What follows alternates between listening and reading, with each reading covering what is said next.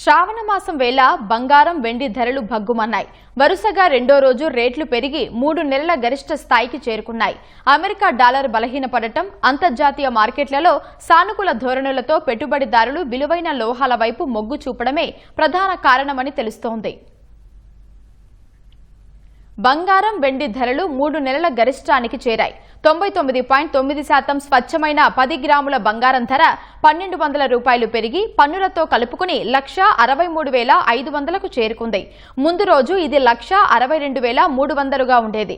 మే 19న చివరిసారి 10 గ్రాముల పసిడి ధర అత్యధికంగా 1,63,600 పలికింది. మళ్లీ ఇప్పుడు ఆ స్థాయికి చేరుకుంది.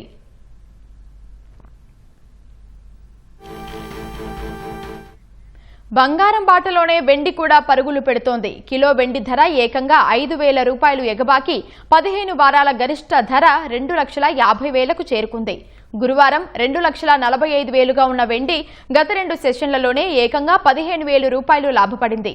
మే 4న చివరిసారి కిలో వెండి ధర 2,49,500 సమీపంలో నమోదైంది.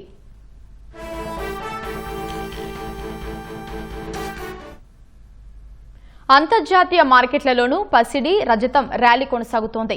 స్పాట్ గోల్డ్ ధర ఔన్సుకు $81.58 పెరిగి $4,609.1కు చేరుకుంది. అదేవిధంగా వెండి కూడా 3% పైగా పెరిగి ఔన్సుకు $69.87 పలికింది. ఈ పరిణామాలతో అమెరికా డాలర్ బాండ్ యీల్డ్ భారీగా పతనం కావడం బులియన్ మార్కెట్కు ఊపునిచ్చింది.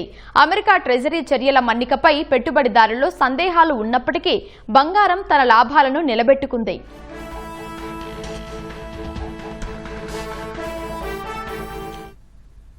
మరోవైపు పశ్చిమాసియా ఉద్రిక్తతలు, భౌగోళిక, రాజకీయ పరిస్థితులు సైతం మార్కెట్లలో అనిశ్చితికి కారణమని తెలుస్తోంది.